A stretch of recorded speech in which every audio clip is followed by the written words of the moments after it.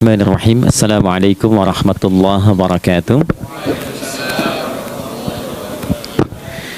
Alhamdulillah wassalatu wassalamu ala Rasulillah Muhammad ibn Abdullah wa ala alihi wa sahbihi wa man walah wa ba'd. Faya ibadallah usi nafsi wa iyyakum bitaqwallah faqad fazal muttaqun fala tamutunna illa wa antum muslimun. Faqala ta'ala ya ayyuhalladzina amanu taqullaha haqqa tuqatih wa la tamutunna illa wa antum muslimun. Keluargaku sekalian yang terhimpun di dalam Pertagas, Pertamina Gas, kita mengawali dengan bermohon kepada Allah semoga siapapun yang berada di ruangan ini atau terhubung dalam kajian ini, semoga senantiasa dijaga, diberkahi dan dilindungi dalam kebaikan oleh Allah Subhanahu wa taala. Kita doakan yang bertugas di luar kota. Tadi saya dengar info juga Pak Direktur sedang di Semarang. Semoga giatnya dimudahkan oleh Allah dan semoga diberikan keberkahan. Ada satu bagian yang penting amanat Nabi di hadis Muslim pada satu sifat kepemimpinan, bahwa di antara sifat pemimpin dan yang dipimpin itu harus selalu membangun kekompakan dengan nilai cinta dan doa. Ini yang sering dilupakan. Nabi pernah menyampaikan, dan penyampaian ini, hadis ini didokumentasikan oleh Imam Muslim dalam satu kalimat yang singkat, padat tapi mengikat. Khiyaru a'immatikum man tuhibbunahu wa yuhibbunakum. Pemimpin yang baik itu adalah pemimpin yang kalian mencintainya dan ia pun mencintai kalian. Nah, membangun cinta itu salah satu jembatannya dengan doa. Oleh karena itu, di antara doa yang dianjurkan saat Anda memulai pekerjaan, itu bukan hanya untuk pribadi, lancarkan pekerjaan saya, tapi juga sehatkan pimpinan saya. Pimpinan mendoakan sehatkan anggota saya, sehingga semua itu melahirkan sifat harmoni yang memberikan kenyamanan dan kebahagiaan dalam bertugas. Nah, izinkan saya mengawali dengan itu dulu, karena itu diantara sunnah yang seringkali terlupakan. Sehingga bekerja itu lebih banyak dilakukan dengan tekanan menyelesaikan tugas dibandingkan dengan rasa cinta untuk bisa memberikan nilai ibadah di dalamnya. Yang kedua, semoga sholat kita diterima oleh Allah Subhanahu wa ta'ala. Nah, yang kedua ini tidak cukup dengan amin. Kita harus tahu dulu standar penerimaan itu seperti apa. Dan yang kedua, kenapa harus sholat? Ini poin pokoknya. Mengapa sih umat Islam itu cukup hanya misalnya dengan bersyahadat saja dipandang sudah berislam, lalu berbuat baik? Kenapa mesti ada sholat? Kenapa bahkan yang pokok sampai 5 waktunya? Dan jumlah rakaatnya pun diatur sedemikian rupa, sampai teknisnya pun dijelaskan dengan rinci. Saking rincinya, bila ada yang menyimpang dari rincian itu, maka dianggap sholatnya tidak sah dan mesti diulang. Shallu kama ra'aitumuni usalli. Sholatlah kalian seperti kalian persis melihat aku menunaikan sholat. Dan dalam sholat inilah kemudian ada sanad yang tersambung secara ketat, sampai-sampai dalam hadis Muslim nomor hadis 397. Demikian di Al-Bukhari juga diabadikan di nomor hadis 757 oleh sahabat Abu Hurairah. Sanadnya tersambung kepada Khalad bin Rafi Az-Zuraiqi, seorang yang sholat di samping Nabi tapi bermasalah sholatnya. Lalu Nabi meminta beliau untuk mengulangi sholatnya. Sampai 3 kali peristiwa itu, hingga beliau berkata, ya Rasulullah au kama qala alimni ma uhsinu ghairah. Ya Rasulullah, tolong ajarkan kepadaku, karena aku tak punya pengetahuan lebih dibandingkan dari apa yang telah aku kerjakan. Nah, dari dasar ini melahirkan satu pertanyaan kritis, ya, dan juga perlu argumentasi yang kuat secara syariah mengapa kita menunaikan ibadah sholat. Baik teman-teman sekalian, karena waktu kita sangat padat, ya, kita manfaatkan sebaik-baiknya. Saya mohon izin, kajian kita akan lebih fokus kepada inti materi sehingga manfaatnya lebih banyak kita dapatkan. Salat satu-satunya amalan di dalam Islam yang mencakup 4 bagian pokok dalam beragama. Jadi ketika seseorang menetapkan dirinya beragama dan ciri satu nilai agama itu bernilai benar, ya, dalam nanti kalau kita mau komparasikan atau kita riset, itu ciri pokoknya ada 4. Satu, ada aspek namanya aspek keyakinan, ya, tauhid atau akidah. Nggak mungkin kan beragama kalau nggak yakin. Ya, karena itu pasal 29 ayat kedua itu mengandung nilai keyakinan. Negara menjamin kemerdekaan tiap-tiap penduduk untuk memeluk agamanya masing-masing dan beribadah menurut agama dan kepercayaannya itu. Ya, jadi nggak mungkin kita bisa menghasilkan nilai kepercayaan dan ibadah kalau tidak ada unsur keyakinan. Atau bahasa kitanya disebut dengan iman. Ya, iman itu nanti juga dipaku dalam setiap nilai kebangsaan di konteks Negara Kesatuan Republik Indonesia. Ini yang paling membahagiakan. Jadi mau jadi pegawai apapun itu syarat, ya, salah satu syarat yang melekatnya beriman dan bertakwa kepada Tuhan Yang Maha Esa, gitu kan? Ya, kemarin saya di BPK itu ada 11 bab Romawi, 40 pasal. Ya, di bab yang keempat pasal 13 tentang pemberhentian dan pengangkatan itu ada 11 poin. A sampai K. Di poin B yang keduanya, syarat menjadi bagian dari anggota BPK itu beriman dan bertakwa kepada Tuhan Yang Maha Esa. Baik, di Undang-Undang Pendidikan Sisdiknas nomor 20 tahun 2003 itu kalau kita baca dari poin menimbang ada 4, di poin B-nya saja sudah ada iman. Ya, Undang-Undang Dasar 1945 mengamanatkan pemerintah mengusahakan satu sistem pendidikan, ya, nasional yang meningkatkan keimanan dan ketakwaan pada Tuhan Yang Maha Esa serta akhlak mulia, baru mencerdaskan kehidupan bangsa. Ya, secara singkat, satu, agama dianggap benar kalau ada doktrin keimanan, ada akidah, ada tauhidnya. Yang kedua, ada ibadahnya. Ya, sebagai pembuktian kita beriman, buktinya apa? Ya kan? Saya beriman kepada Tuhan, kita tetapkan, misalnya Allah. Apa pembuktian keberimanan kita kepada Allah? Ya, kan pembuktiannya itu mesti diwujudkan dalam bentuk sikap. Sikap itulah yang disebut dengan ibadah. Nah, konsepsi ini ada di Quran surah ke-20 Thaha di ayat ke-14. Innani anallahu la ilaha illa ana fa'budini. Ya, sungguh aku tegaskan bahwa akulah Allah, satu-satunya Tuhan yang layak dipertuhankan dan disembah. Ketika Anda mempertuhankan aku, fa'budni, maka buktikan kebertuhananmu kepadaku dengan menyembahku. Karena itu namanya Allah punya dua arti. Satu yang dipertuhankan, kan? Ilahun wahid. Yang kedua yang disembah. Ya, jadi yang dipertuhankan dan disembah. Oke. Tiga. Yang ketiga harus punya unsur praktikal atau implementatif dalam interaksi kehidupan. Ya, jadi bukan cuma nyembah Tuhan, bimbingan kehidupannya apa? Implementasi dari ibadah itu. Ya, ciri umat beragama itu kan bukan hanya sekedar saya yakin, beriman, saya ibadah. Terus bukti ibadah itu dibawa dalam berinteraksi hariannya seperti apa wujudnya. Ya, makanya ketika dulu orang itu jujur, orang itu bangga dengan kejujurannya bukan sebagai orang jujur, tapi sebagai muslim. Jadi ketika ditanya, kenapa Anda jujur? Karena saya muslim. Ketika ada seorang penggembala di Sahara yang sangat gersang, diuji oleh Umar bin Khattab, ingin diambil kambingnya, kan kisahnya viral kan? Baik ya?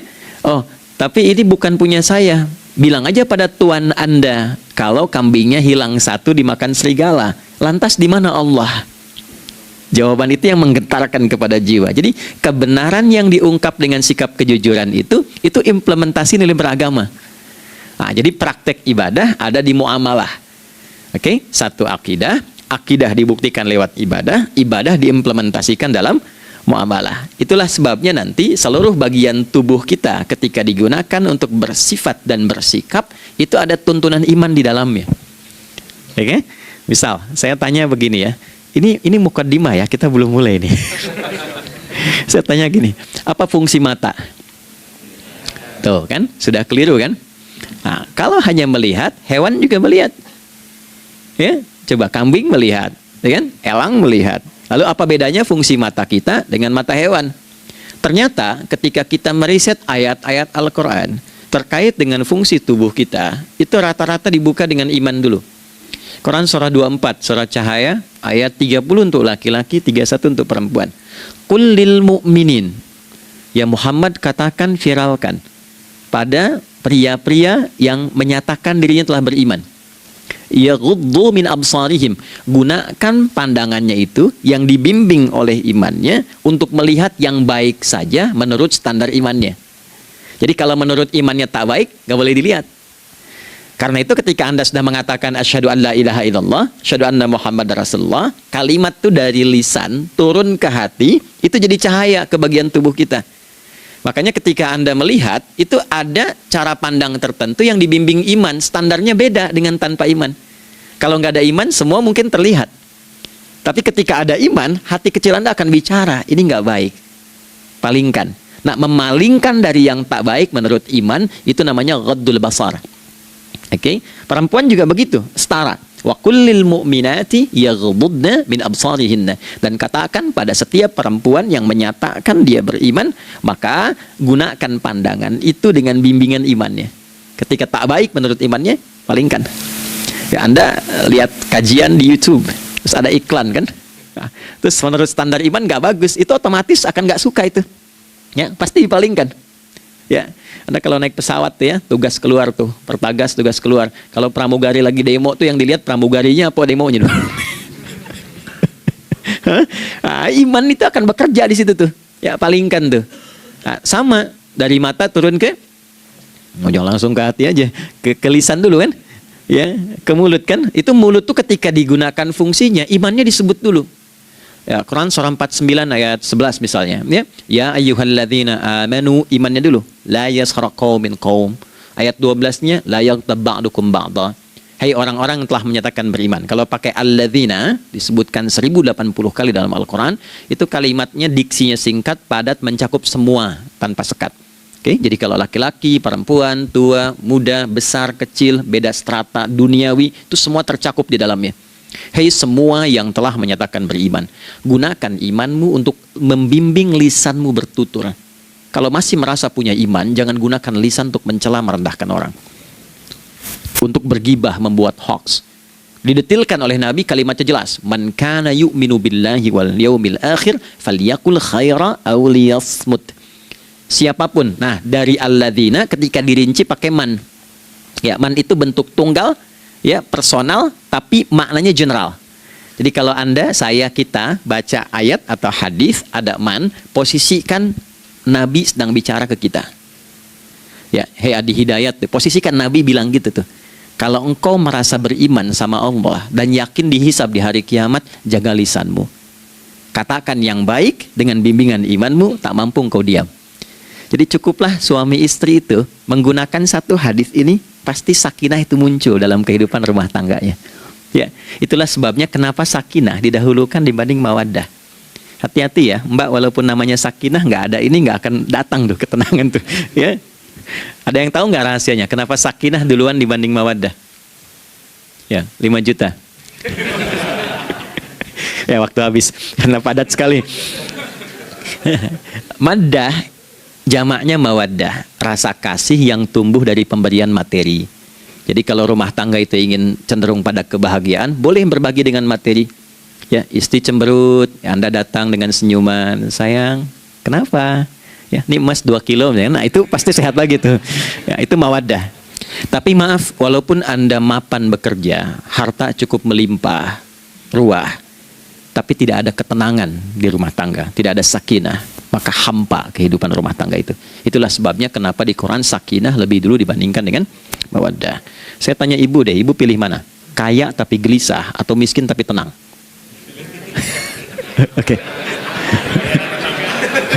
Saya paham itu. Saya paham. Suami juga sepakat semuanya. Artinya apa? Kita nggak bisa menghilangkan unsur ketenangan. Oke, itu hanya pembuktian argumentatif ya, supaya kajiannya lebih kepada argumen. Jadi ada akidah terkorelasi dengan ibadah, implementasinya di aspek muamalah. Nah, nanti cara bermuamalahnya diatur lewat akhlak namanya. Bagaimana bermuamalah yang baik? Kan Anda, maaf ya, berekspresi kepada pimpinan dengan kawan kan berbeda. Oke, kepada orang tua dengan anak kan lain. Nah, yang mengatur interaksi kita sehingga terjalin harmoni yang baik, itulah yang disebut dengan akhlak. Nah, 4 poin inilah yang menjadi inti dakwah Nabi SAW ketika diutus oleh Allah Subhanahu wa Ta'ala. Memastikan 4 ini bisa optimal kita lakukan dalam kehidupan. Bonusnya yang kelima, selalu meningkatkan inovasi sehingga selalu mendapatkan hal baru dalam kehidupan. 5 ini digabungkan di Quran surah kedua Al-Baqarah di ayat 151. Kama arsalna fikum rasulam minkum yatlu alaikum ayatina. 1, oke, wa yuzakkikum. 2, akhlak. Wa yuallimukumul kitaba. 3, wal hikmah. 4, 5, wa yuallimukum ma lam takunu ta'lamun.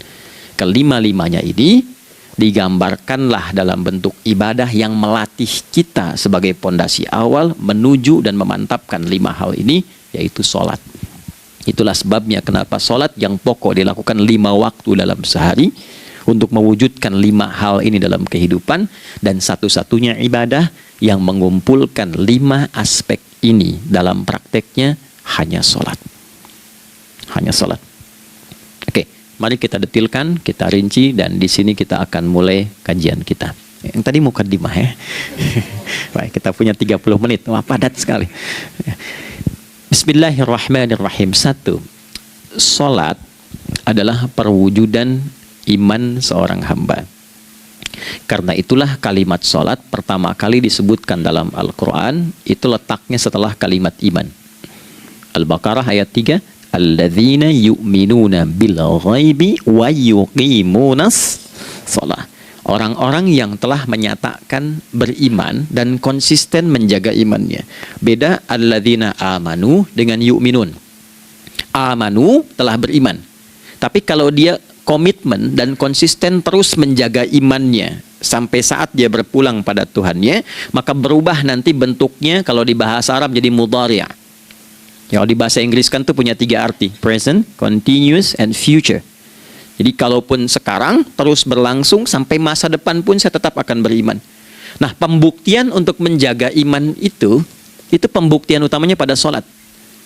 Itulah sebabnya satu-satunya amal ibadah dari rukun Islam yang 5 itu, ya, satu-satunya amal ibadah yang disebut iman dalam Al-Quran hanya sholat.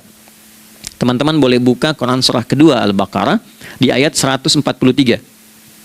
Ya, di pertengahan ke ujung ayatnya. Saya percepat. Wa ma kana Allahu liyudhi'a imanakum. Dan Allah nggak akan pernah menyia-nyiakan salat seseorang yang dikerjakan karena imannya. Ayat ini turun, ketika ada terjadi pergantian arah kiblat dari yang tadinya semula ke Masjidil Aqsa, lalu berputar 180 derajat, beralih ke Masjidil Haram. Nabi sedang berada di luar Madinah. Madinah tempo dulu, wilayahnya nggak seluas cakupan sekarang. Oke, kalau diilustrasikan, area sekitaran Masjid Nabawi sekarang itulah Madinah lah. Di luar itu sudah di luarnya. Nah, Nabi sedang sholat, riwayatnya banyak menyebutkan, ada yang mengatakan zuhur, ada asar, ada maghrib. Di pertengahan itu turunlah Al-Baqarah ayat 144. Qad nara taqalluba wajhika fis sama' falanuwalliyannaka qiblatan tardaha fawalli wajhaka syatral masjidil haram. Maka berputarlah dengan turunnya ayat ini 180 derajat menghadap ke arah Masjid Al-Haram. Problemnya adalah ketika Nabi dan pengiring beliau kembali ke Madinah, area Masjid Nabawi, kan nggak semua masyarakat ikut.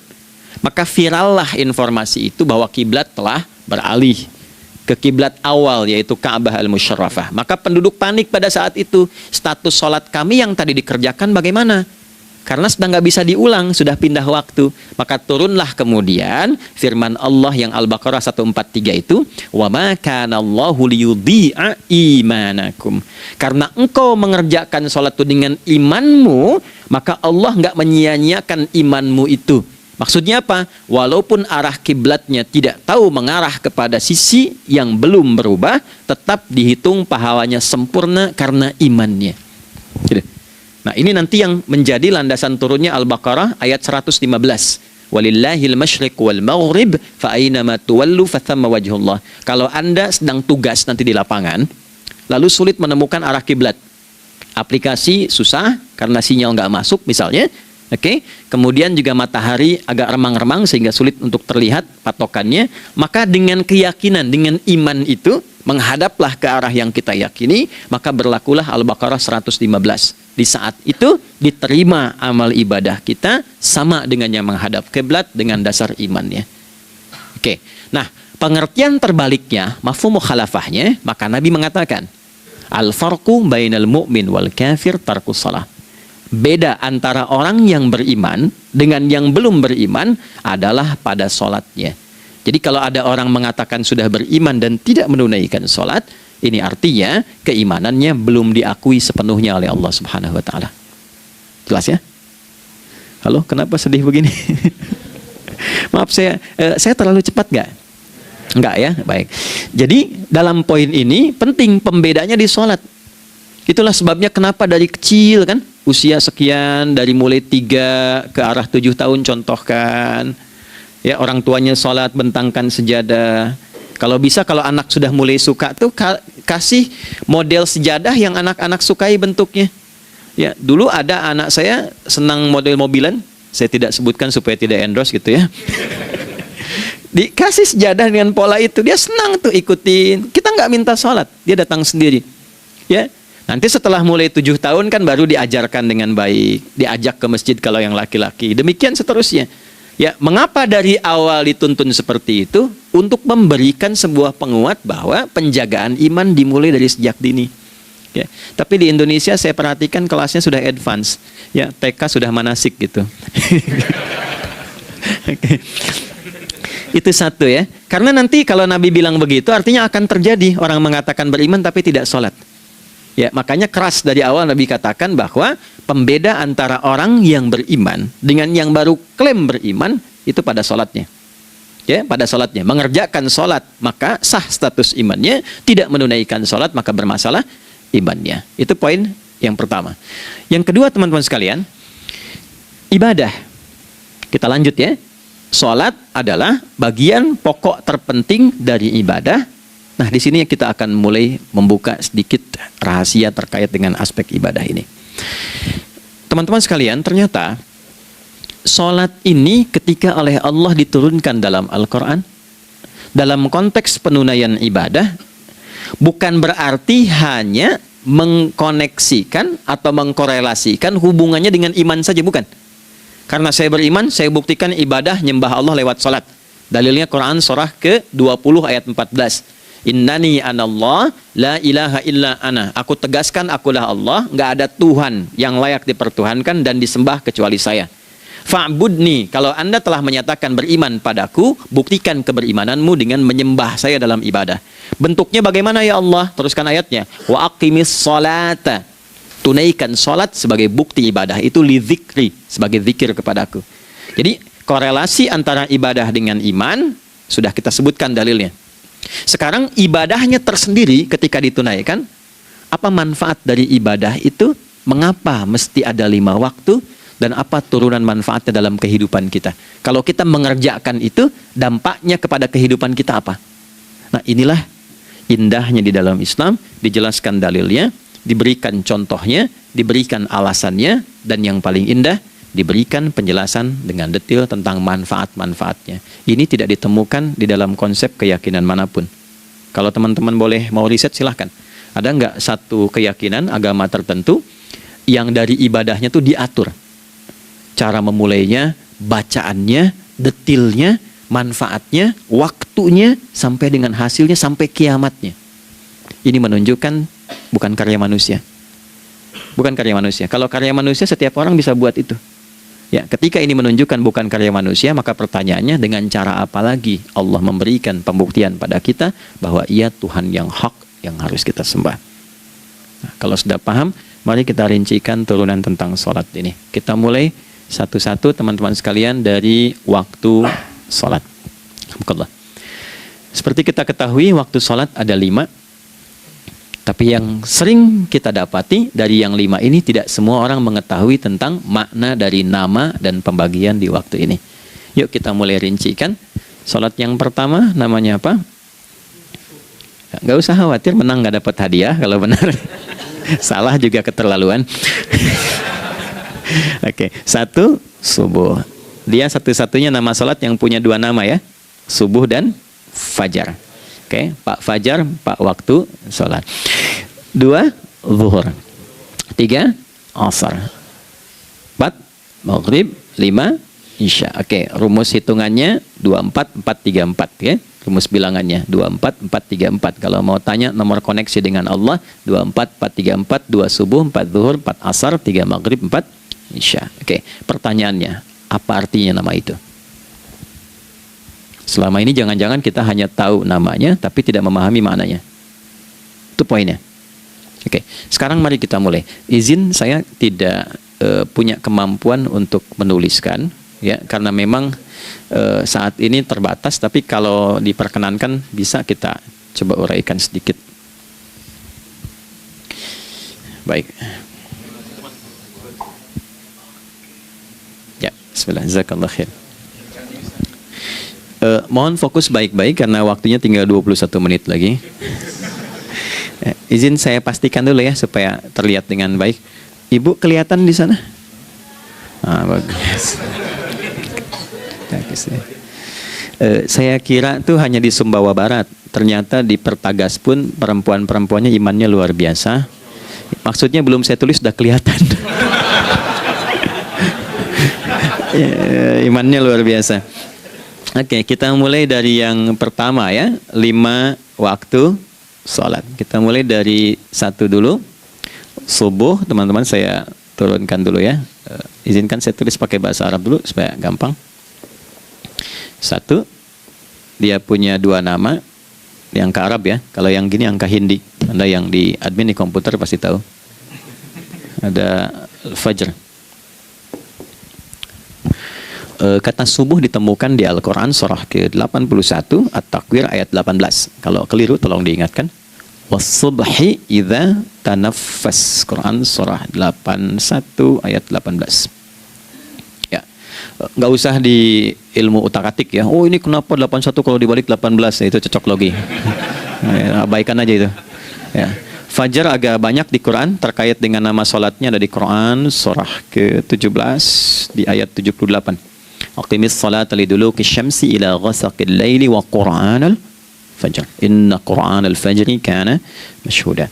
Yuk kita mulai ke maknanya dulu. Ingat rumusnya ya. Rumusnya ini selalu begini rumusnya. Aqidah selalu punya korelasi dengan ibadah. Ibadah selalu punya korelasi dengan muamalah, interaksi harian kita. Muamalah hiasannya adalah akhlak. Nah, barulah kemudian di sini muncul inovasi dalam kehidupan, hal yang baru. Hidup ya, yang mengacu pada 2 kebahagiaan yaitu dunia dan akhirat. Ya, konsepsi ini nanti ditemukan di Quran surah ke-2 Al-Baqarah ayat 201 dan menjadi doa paling favorit umat Islam Indonesia saat ini. Rabbana atina fid dunya fil akhirati. Oke, ya cukup. Subuh. Ini rumus dasarnya. Dari akidah kita beriman, pembuktian imannya lewat ibadah salat. Apa hubungan salat dengan aktivitas harian kita?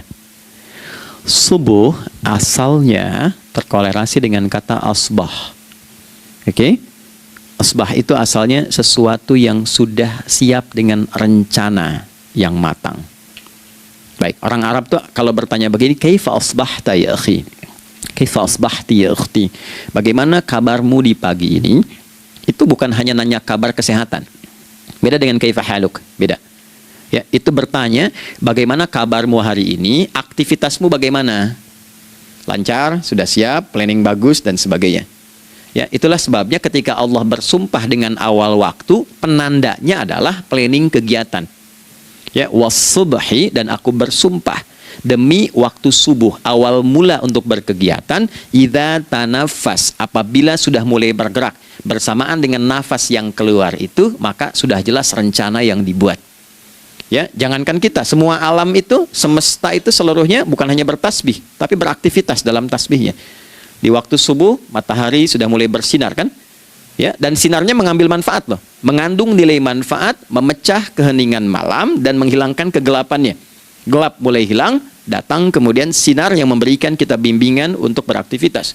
Tumbuhan dimulai waktu itu sudah mengeluarkan oksigen, menyerap karbon dioksida. Saya waktu di Utrecht, di Delft di Belanda, ya, saya coba ingin membuktikan. Kan adzan nggak terdengar keluar ya. Jadi sebelum waktu subuh itu saya keluar, kebetulan flatnya waktu itu dekat area hutan yang agak rimbun, enak gitu, udaranya bagus. Itu sebelum subuh terasa karbon dioksida. Walaupun cuma beda hampir 1 menit. Tapi begitu masuk waktu subuh, keluar kesegaran yang luar biasa. oksigen yang keluar. Ya, ini kan nggak mungkin kalau kuasa Allah tuh nggak mungkin terjadi seperti ini kalau bukan kuasa Allah Subhanahu Wa Taala. Tapi poinnya adalah yang bicara begini Quran. Nah sekarang yang ingin saya katakan adalah alam semesta dalam konteks seperti matahari, kemudian tumbuhan, binatang, ayam bahkan mulai berkokok, punya planning yang teratur. Masa kita makhluk yang dihisab tuh nggak teratur? Nggak punya perencanaan? Maka subuh itu mengajarkan kepada kita, jangan sampai ada orang Islam yang punya keimanan, lalu menunaikan sholat, diajarkanlah oleh Allah, setiap masuk subuh itu harus punya agenda yang jelas. Planning yang terukur. Jangan terjadi mengaku muslim, beriman, tapi nggak jelas perencanaan hidupnya. Jam 7 mau di mana? Jam 8 kerjakan apa? Anda dari sini ketemu 7 ke 4, atau setengah 8 ke setengah 5, 8 jam kerja. Oke? Berangkat jam berapa? Petakan di jalan macetnya di sebelah mana? Ukur sampai kantor tiba jam berapa? Apa yang mau dikerjakan di kantor? Itulah Islam, itulah subuh. Sehingga tidak ada satupun orang Islam di era Nabi mengajarkan beraktivitas kecuali terukur dan teratur. Bahkan Nabi memulai itu evaluasinya di malam hari. Sehingga turun di antara surah Al-Insyirah itu ada ayat yang tegas mengatakan di ujungnya, فَإِذَا فَرَغْتَ فَانْصَبْ. Evaluasi yang telah berlalu di malam hari, evaluasinya menyeluruh sampai ke zikirnya. Dicatat nih. Ya, aku hari ini secara spiritual itu, mohon maaf, sholat jamaahnya berapa waktu tuh?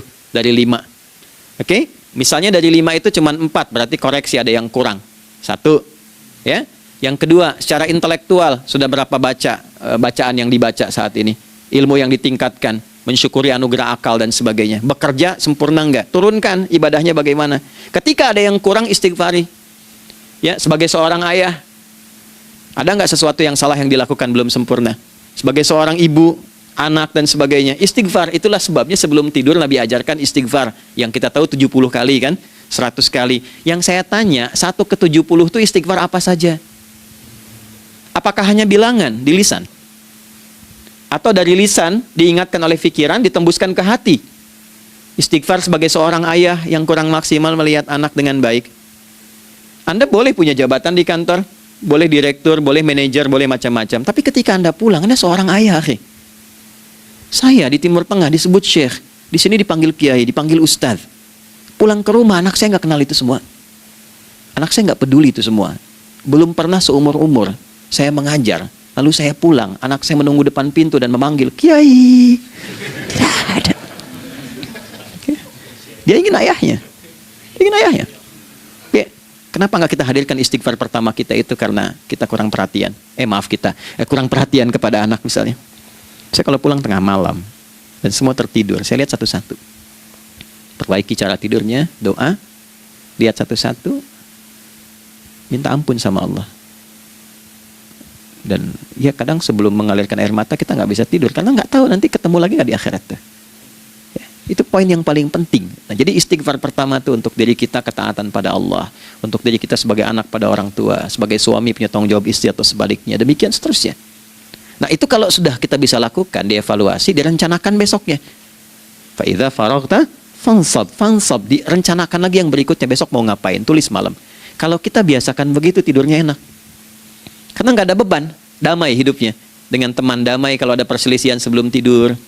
Ya, jadi nggak ada orang mengigau itu masalah-masalah kehidupan dunia yang belum tuntas. Ini dunia saat terjaga bermasalah, saat tidur pun masih bermasalah. Gara-gara kamu nih, kapan istirahatnya? Ya. Nah, ketika kita bangun dari subuh itu, maka rencana yang sudah kita siapkan itu, teman-teman sekalian, dibawa menghadap Allah supaya minta kemudahan, minta kelancaran, minta pendampingan, minta bimbingan. Itulah sebabnya kita dipanggil sholat di awal waktu, supaya rencana yang sudah kita siapkan itu minta taufiknya, persetujuan dan perlindungan dari Allah. Inilah yang menjadikan rahasia umumnya para sahabat memulai berkegiatan sejak dari masjid. Teman-teman boleh riset deh hadis-hadis tentang sholatnya sahabat dan kaitannya dengan syuruk dan pekerjaan. Rata-rata memulai dari masjid. Mereka tungguin, evaluasi, begitu siap, syuruk, minta sama Allah, berangkat. Saya mau kasih satu rahasia ya. Boleh jadi ijazah, tapi ini diantara kita aja ya. Anda boleh lakukan, berangkat ke masjid itu dengan baik. Terus minta misalnya, ya Allah, Kau perintahkan aku untuk berikhtiar, sekarang aku lakukan. Kau perintahkan aku untuk merencanakan, sekarang aku ikhtiarkan. Mohon lindungi, mudahkan, dan berikan bimbingan terbaik untuk mendapatkan hal yang wajar, halal, baik, dan kau ridhoi. Anda berangkat. Pulang, sebelum nyampe rumah, mampir dulu ke masjid. Masjid terdekat dari rumah aja. Sholat 2 rakaat, gitu. Ya, sholatnya bisa sholat wudhu, tahiyatul masjid, dan sebagainya. Setelah itu pulang. Doa dulu habis sholat. Ya Allah, aku telah berikhtiar seperti apa yang telah Engkau perintahkan. Sekarang aku memohon rizki darimu seperti apa yang telah Engkau janjikan. Kalau dengan semua ikhtiar ini belum cukup menurunkan rizki darimu, maka mohon tunjukkan padaku saat ini dengan cara apa lagi aku mesti berikhtiar. Oke? Silahkan Anda pulang dengan suasana itu ke rumah dan lihat apa yang terjadi. Rasakan bedanya, bedakan rasanya, dan pasti terasa bedanya. Gak ada kesan yang lain pada jiwa. Jadi yang dibawa ke rumah itu bukan aura kantor, bukan aura jalan yang macet, tapi ada ketenangan, kenyamanan, dan kenikmatan. Kalau teman-teman mau pakai sunnah sahabat ini dalam dunia pekerjaan dan Anda lakukan, coba sehari ini saja, rasanya pasti beda. Ya, ini bagian pertama.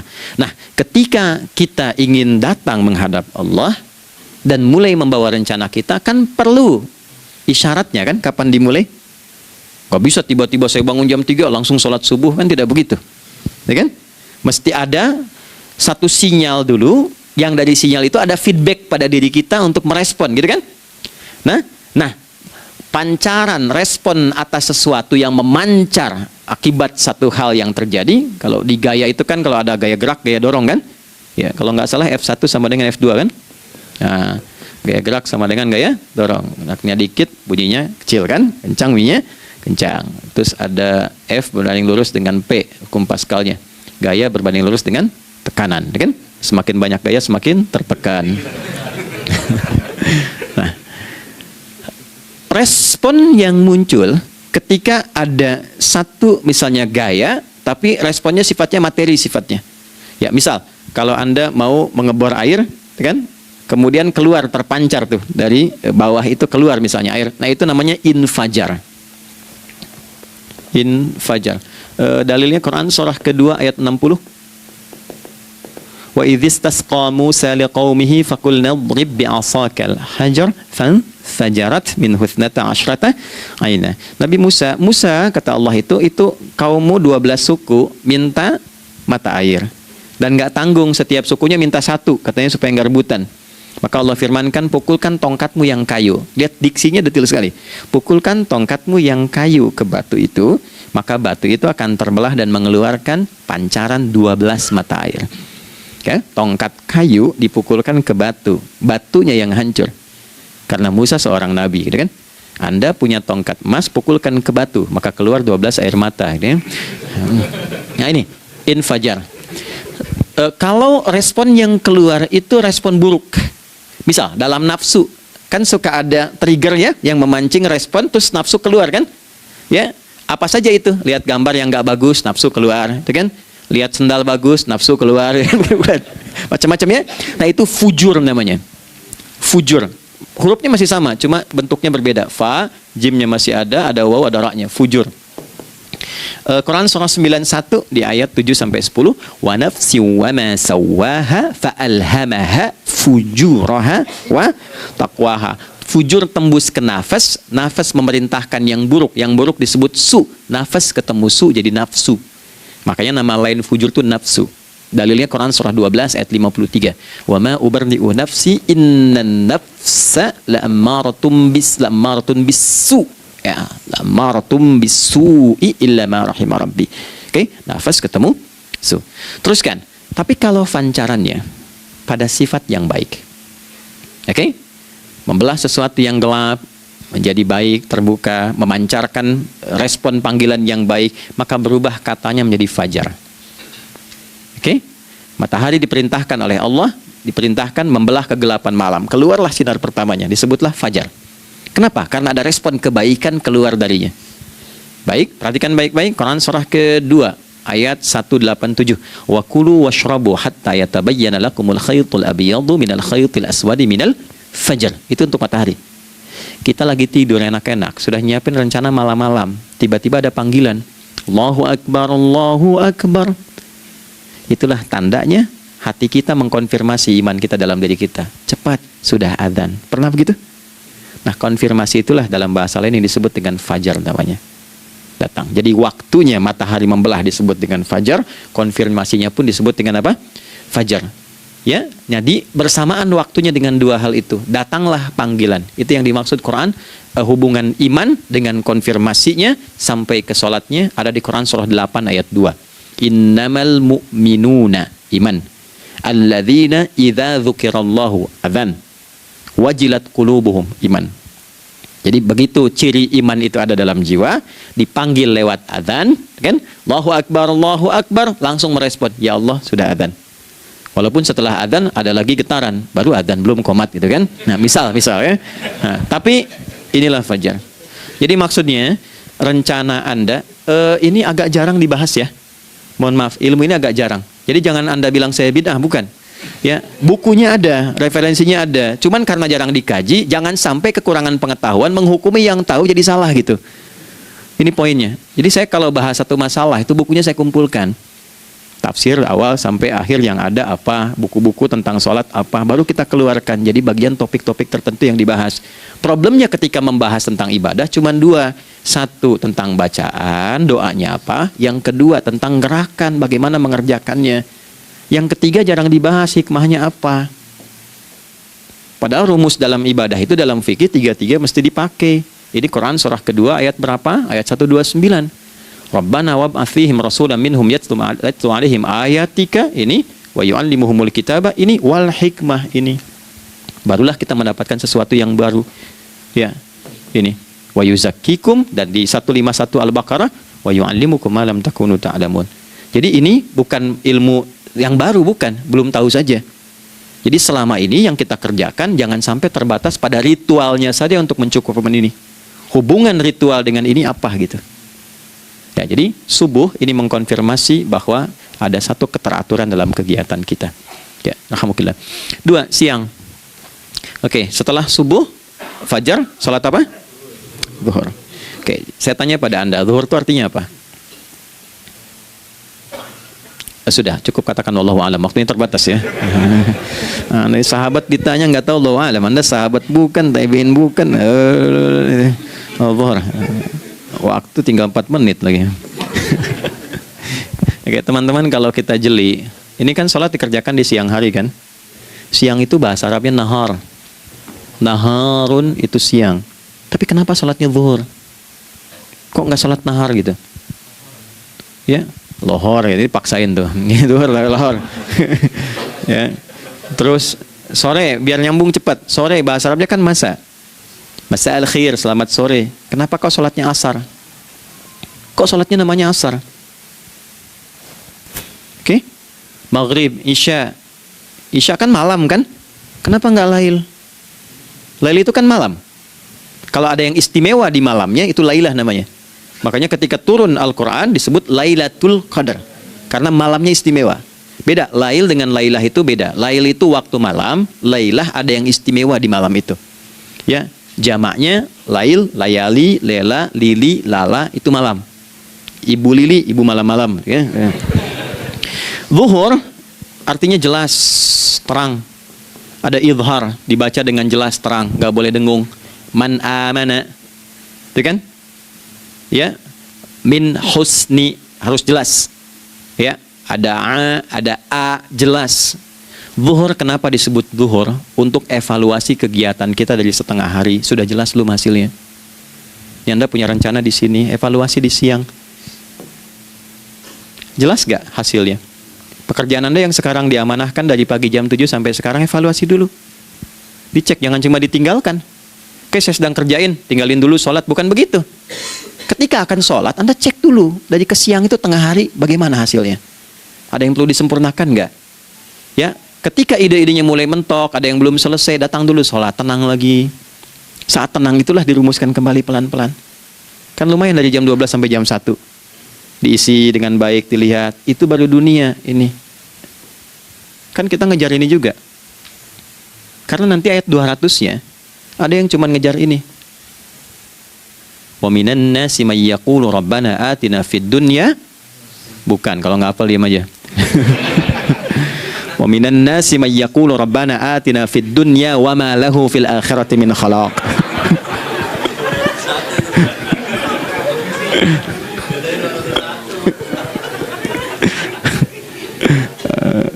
Udah, paham kan? Dan di antara manusia ada yang fokusnya hanya dunia yang dikejar, sehingga nggak kebagian akhiratnya. Padahal dia tahu dia mau pulang. Yang lebih aneh lagi, pengen pulang surganya Firdaus dekat dengan Nabi. Tapi tiap hari kerjakan dunia, dunia lagi, berangkat gelap, pulang gelap, terus meninggal gelap juga. Kan repot. Nah, maka mesti investasi kan. Anda kalau tugas keluar kan, apalagi keluar negeri kan hukumnya beda. Bekalnya pun tidak sama. Anda tugas ke Amerika, mata uangnya sudah beda, hukumnya sudah beda. Terus pengen pindah ke alam barzah, pengen hukumnya sama dengan dunia, mustahil. Ya, makanya dimensinya beda, keadaannya tidak sama, baju yang dipakai kan beda, barang-barangnya nggak sama. Makanya disebut telah meninggal dunia, meninggalkan semua yang melekat pada dunia, pindah ke alam lain, persiapan menuju titik akhir yang tidak ada ujungnya lagi, nggak ada pembuka lagi. Jadi sudah ujung begini, nggak ada ruang lagi yang lain. Itu akhirat namanya. Makanya di sini cuma dua pilihannya. Kalau nggak ke surga, nah itu, ya. Apa investasi yang ada di sini? Maka siang itu dicek dulu, pekerjaan jadi ibadah nggak? Tadi niatin ibadah nggak waktu berangkat dari rumah? Kan? Waktu ngetik, waktu ngerjain di kantor jadi ibadah nggak? Kalau ibadah, Anda nggak mungkin berbuat kriminal, Anda nggak mungkin berbuat maksiat, nggak mungkin nipu, nggak mungkin nyogok, nggak mungkin korupsi. Kan lagi ibadah, nggak mungkin curang. Kan lagi ibadah. Anta budallaha ka'annaka tarah. Anda itu mengerjakan segala hal sebagai ibadah, merasa diawasi Allah. Fa in lam takun tarah fa innahu yarak. Kalaupun Anda merasa nggak melihatnya, Anda yakin Anda dilihat. Itulah kerja pakai iman, maka ini di bawah akidahnya. Jangan ditinggalkan. Nah, inilah yang selama ini kita butuhkan. Ya. Inilah yang melahirkan nilai etik, makanya adanya dalam jiwa. Takwa itu kan dalam jiwa, melahirkan etos. Etos mendorong kepada logos, logos melahirkan patos, kepantasan dalam bekerja. Jadi Anda sekuat apapun ilmunya, kalau nggak punya etos, itu rusak. Jadi tidak cukup akal sehat. Jiwa yang sehat itu lebih penting. Banyak orang akalnya, saya ingat, akal itu tidak memberikan perintah. Dia hanya merumuskan satu instruksi dalam jiwa supaya mudah dilakukan dan dieksekusi oleh fisik. Jadi akal yang sehat itu seberapa pandai ilmunya, seberapa cepat mengeksekusi perbuatan.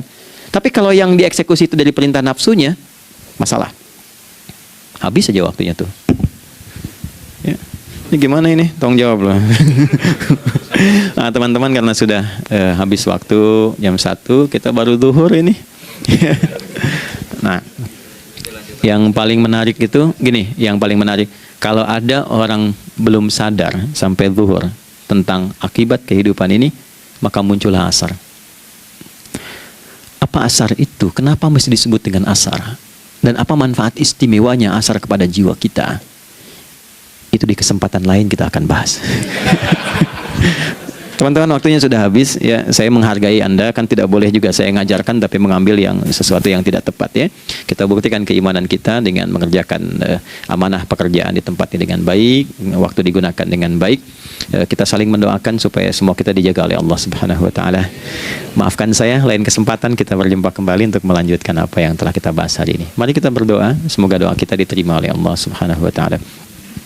اللهم تقبل منا إنك أنت السميع العليم وتب علينا إنك أنت التواب الرحيم نحمدك كما علمتنا أن نحمدك ونشكرك شكرا كما علمتنا أن نشكرك أنت المقدم وأنت المؤخر بيدك الخير إنك على كل شيء قدير. Ya Allah, kami memujimu seperti Engkau mengajarkan kami untuk memuji dan bersyukur atas segala nikmat-Mu seperti Engkau bimbing kami untuk mensyukuri segala nikmat-Mu. Allahumma salli wa sallim wa barik ala habibikal karim rasulikal mustafa al-amin sayyidina Muhammadin wa ala alihi wa sahbihi ajma'in. Ya Allah, anugerahkan kami kemampuan untuk terus bersalawat pada Rasulullah, sehingga dengan itu kami mendapatkan kemampuan yang baik untuk meneladani kemuliaan beliau dalam beraktivitas kehidupan. Rabbana la tada' lana fi maqamina hadza dhanban illa ghafartah. Ya Allah, jika ada pendosa hadir di ruangan ini atau terhubung dalam kajian ini, maka jangan biarkan ya Allah ia meninggalkan tempat ini dan kajian ini kecuali Engkau telah ampuni seluruh dosa-dosanya. Wala hamman illa farajtah. Ya Allah, jika ada satu di antara kami yang menghadiri kajian ini membawa kegelisahan, maka mohon tenangkan keadaan hatinya. wala asiran illa yassartah. Jika ada yang sedang diliputi oleh kesulitan, maka mudahkan, ringankan dan hilangkan seluruh kesulitannya. Wala maridan illa syafaitah. Dan bila ada di antara kami yang diuji dengan penyakit, maka mohon angkat dan sembuhkan penyakitnya. Rabbana atina fid dunya hasanah wa fil akhirati hasanah wa qina adzabannar. Wa sallallahu ala sayyidina Muhammad wa ala alihi wa sahbihi ajma'in. Wa akhiru da'wana subhanakallahumma rabbana wa bihamdika nashhadu an la ilaha illa anta nastaghfiruka wa natubu ilaik. Walhamdulillahi rabbil alamin. Nasrun minallah fathun qarib wa basyiril mu'minin. Terima kasih untuk semuanya. Mohon maaf kami langsung pamit. Assalamualaikum warahmatullahi wabarakatuh.